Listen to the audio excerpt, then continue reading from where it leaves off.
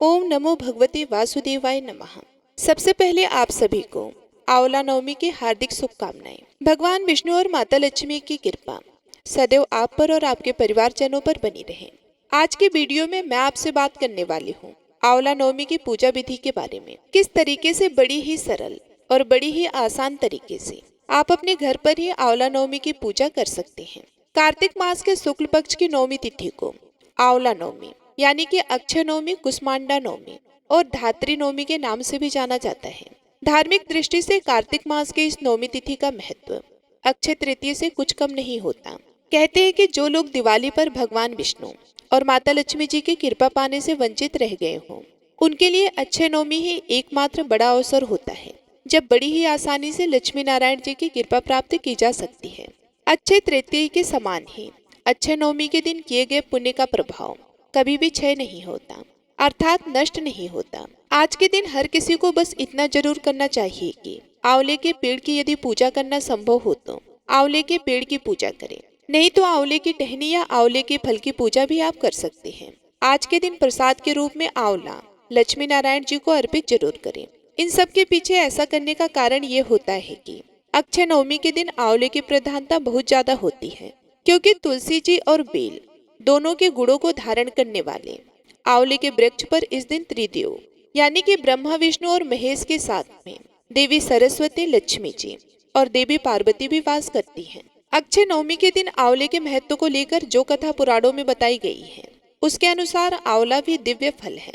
जिस प्रकार से रुद्राक्ष होता है, जैसे भगवान शिव के आंसुओं से रुद्राक्ष का वृक्ष आंसुओं में आया, ठीक उसी प्रकार से ब्रह्मा जी के आंसुओं से दिव्य फल आंवले की उत्पत्ति हुई। एक कथा पुराणों में मिलती है जिसके अनुसार भगवान विष्णु के ध्यान में लीन होने पर ब्रह्मा जी के नेत्रों से आंसुओं से प्रकट होने के कारण आंवला भगवान विष्णु को अत्यंत प्रिय है। और यही कारण है कि आज के दिन आंवले की विशेष रूप से पूजा अर्चना करके भगवान को आंवले के फलों का भोग भी लगाया जाता है। यदि संभव हो तो आज के दिन आंवले के वृक्ष की जड़ में आप कच्चा दूध और जल मिलाकर आप अर्पित करें। आंवले के वृक्ष की पूजा करें। हो सके तो वहीं पर बैठकर भोजन या कोई भी मिठाई या फल आदि ग्रहण करना चाहिए। आंवला नवमी के दिन सुबह स्नान करके वृक्ष के नीचे बैठकर सच्चे मन से ओम धात्री नमः इस मंत्र से आंवले के वृक्ष का पूजन करना चाहिए, क्योंकि आंवले का एक नाम धात्री भी है। आंवले के वृक्ष में सबसे पहले भगवान विष्णु और महालक्ष्मी जी का ध्यान करते हुए फूल, अक्षत, कुमकुम, तिल आदि पूजन सामग्री अर्पित करें। इसके बाद पितरों का भी ध्यान करते हुए आंवले की जड़ में दूध अर्पित करें और फिर आंवले के वृक्ष के चारों ओर रक्षा सूत्र को लपेटते हुए आपको ओम धात्री नमः इस मंत्र को बोलते हुए 7 बार परिक्रमा करनी चाहिए। और अगर आंवले के पेड़ के चारों ओर घूमकर परिक्रमा करना संभव ना हो तो आप अपनी ही जगह पर खड़े होकर 7 बार परिक्रमा कर सकते हैं। और जो भी कच्चा सूत या फिर कलावा आप बांधते हैं, उसे आप आंवले के वृक्ष की टहनी में भी 7 बार घुमाकर बांध सकते हैं। आज के दिन आप सुबह से लेकर शाम तक किसी भी प्रकार का दान कर सकते हैं, जैसे कि ऊनी वस्त्र, धन, अनाज, जो भी आपकी श्रद्धा हो उसका दान करना चाहिए। कहते हैं कि इस दिन वस्त्रों और अनाज का दान करने से प्रलोक में बैठे पितरों को शीतकाल में सर्दी से कष्ट नहीं भोगना पड़ता और आंवले की पूजा करने वालों को सुख और आरोग्य के साथ धन की प्राप्ति भी होती है। ऐसी मान्यता है कि आंवला नवमी के दिन आंवले के पेड़ की विधिवत पूजा करने के साथ ही पूरी परिवार के साथ अगर पेड़ के नीचे बैठकर ही भोजन किया जाए तो उससे सुख और समृद्धि की प्राप्ति होती है। सारे रोग, दोष और भय से भी मुक्ति मिल जाती है। जिस प्रकार से हमारे धर्म में अक्षय तृतीया का महत्व है, उसी प्रकार से आंवला नवमी और अक्षय नवमी का भी महत्व है। इस दिन अगर आप कोई भी नई वस्तु खरीदना चाहते हो, अपने और अपने परिवार के लिए कोई नया काम करना चाहते हो, तो वह काम भी आप इस दिन कर सकते हैं। अगर आज के दिन व्रत रखा जाए तो जाने अनजाने में किए गए अगले पिछले सभी जन्मों के पापों से भी मुक्ति मिल जाती है। आंवला नवमी के दिन दान पुण्य बहुत ही महत्वपूर्ण होता है। इस दिन अगर आप छोटी से छोटी वस्तु का दान भी करते हैं तो उसका भी कई गुना पुण्य प्राप्त होता है। इस दिन किया गया दान कभी भी व्यर्थ नहीं होता। तो अक्षय नवमी के दिन आंवले के पेड़ की विधिवत पूजा आपको करनी चाहिए। इस दिन यदि आपके पास आंवले का पेड़ हो तो सबसे पहले पेड़ के नीचे जाकर आपको सफाई करनी चाहिए। शाम के समय भी आप पूजा कर सकते हैं, सुबह के समय भी पूजा कर सकते हैं, जब भी आपकी सुविधा हो। हालांकि जो दीपदान किया जाता है वह शाम को सूर्यास्त के आसपास, सूर्यास्त के बाद करें। अगर आप सुबह पूजा करते हैं तो सुबह ब्रह्म मुहूर्त में भी आप आंवले के वृक्ष की पूजा करके वहां पर दीपक जला सकते हैं, दीपदान कर सकते हैं। सबसे पहले तो पेड़ के नीचे साफ सफाई कर लेनी चाहिए। उसके बाद वहां पर आपको पूजा की तैयारी करनी चाहिए। पूजा की आवश्यक सामग्री में आपको जो भी लेकर जाना है वे घर से ही लेकर जाना चाहिए। धूप, दीप, जल और कच्चा दूध, साथ में हल्दी, फल या मिठाई। पूजा करने के साथ ही आंवले के वृक्ष के तने में कच्चा सूत भी बांधा जाता है। 7 बार परिक्रमा करते समय आप 7 बार कच्चा सूत आंवले के वृक्ष के चारों ओर लपेटकर अपनी 7 बार परिक्रमा भी पूरी कर सकते हैं। कुछ लोग 108 बार भी परिक्रमा करते हैं, तो यदि आप करना चाहे तो 108 परिक्रमा भी इस दिन कर सकते हैं। आज के दिन आंवले की जड़ में जल में कच्चा दूध मिलाकर अर्पित किया जाता है। साथ ही फूल, माला, सिंदूर, अक्षत आदि लगाने के साथ ही धूप दीपक जलाएं और फिर आप भोग लगाएं। भोग में कोई भी मिठाई, फल या आप घर से खीर पूरी लेकर जाए बनाकर और उन्हें आप पेड़ की जड़ में अर्पित कर दें। वहीं पर बैठकर आप व्रत की कथा पढ़ें और सुनें। यदि वहां पर बैठकर कथा पढ़ना सुनना संभव ना हो तो आप मोबाइल के माध्यम से भी कथा पढ़ और सुन सकते हैं। इसके बाद आपको शुद्ध सात्विक भोजन या फिर कोई भी फलाहार या फल मिठाई का सेवन वृक्ष के नीचे बैठकर ही करना चाहिए।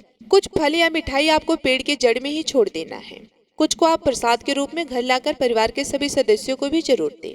यदि संभव हो तो पूरे परिवार के साथ मिलकर ही आपको पेड़ की पूजा करनी चाहिए। वहीं पर बैठकर आपको कुछ ना कुछ खाना जरूर चाहिए। इस दिन यदि आंवले के पेड़ के नीचे बैठकर कुछ भी खाया जाता है, शुद्ध सात्विक भोजन, फल या मिठाई, तो उसके पुण्य भी आपको प्राप्त होते हैं। जो लोग अक्सर परेशान रहते हो, मानसिक तनाव में रहते हो, शारीरिक स्वास्थ्य अच्छा ना हो, तो ऐसे लोगों को आंवला नवमी की पूजा अवश्य करनी चाहिए।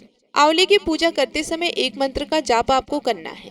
ये मंत्र बहुत ही आसान है, जो आप आसानी से कर सकते हैं। मंत्र इस प्रकार है: ओम धात्री नमः। क्योंकि आंवले का एक नाम धात्री भी है, तो आपको इसी मंत्र का जाप 108 बार करना चाहिए।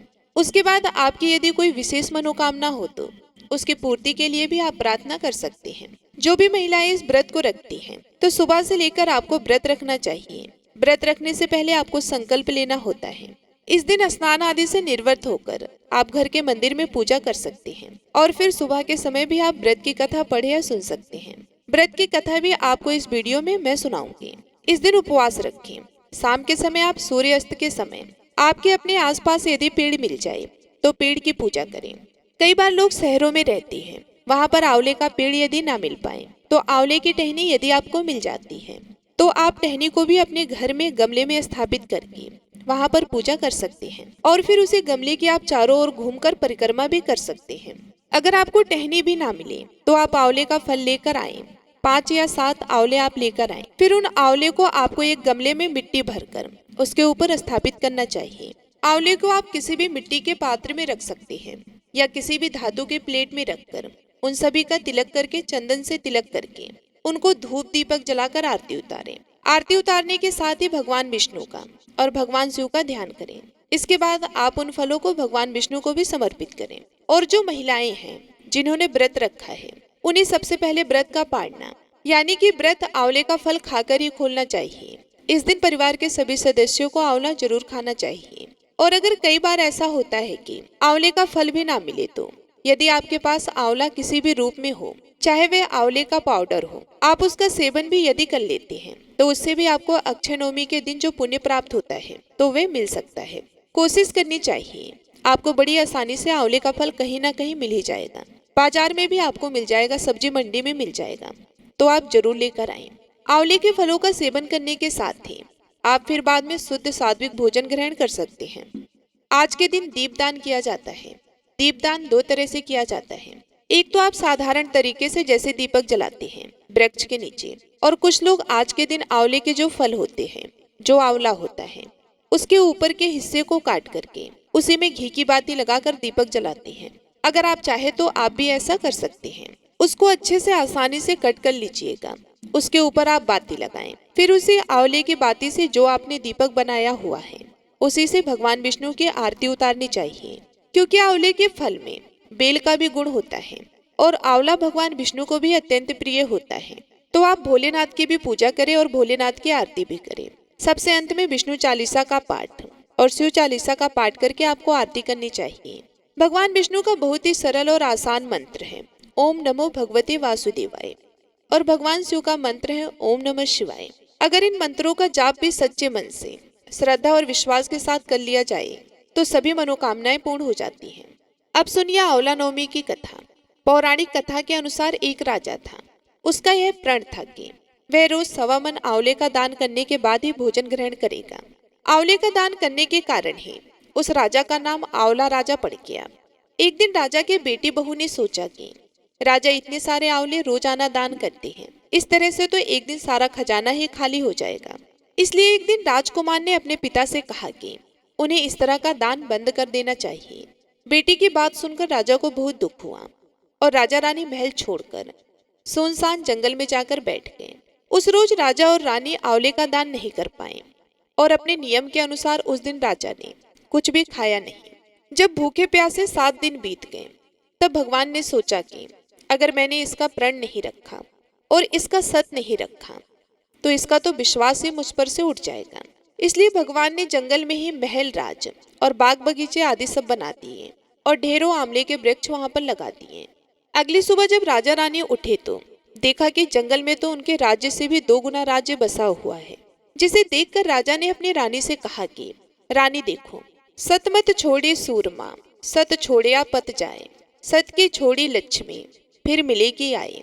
इसलिए आओ नहा धोकर आंवले का दान करें और भोजन करें। 7 दिन के बाद राजा रानी ने आखिरकार आंवले का दान किया और उसके बाद भोजन किया और वे दोनों खुशी खुशी उस जंगल में ही रहने लगे।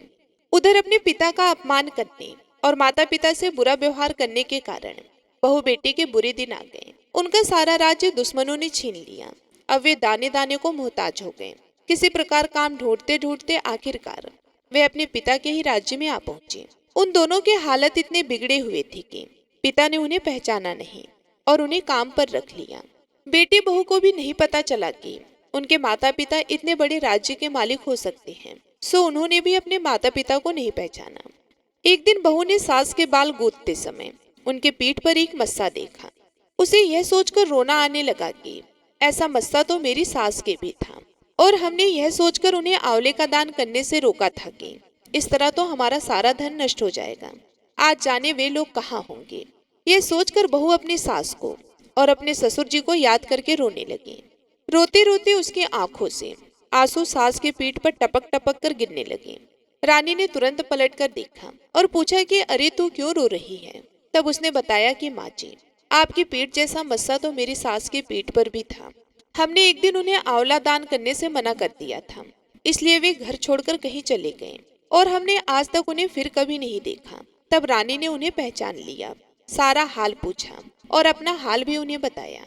अपने बहू और बेटे को उन्होंने समझाया कि दान करने से धन कभी कम नहीं होता बल्कि बढ़ता है। अब तो बेटा और बहू भी सुख से राजा रानी के साथ ही रहने लगे और उन्होंने भी हर आंवला नवमी के दिन आंवले का दान करना और आंवले के वृक्ष लगाने का पुण्य काम करना प्रारंभ कर दिया था। हे भगवान, जैसा राजा रानी का सत रखा वैसा ही सबका रखना। इस कथा को कहते सुनते और हुकार भरते सारे परिवार को सुख और समृद्धि देना।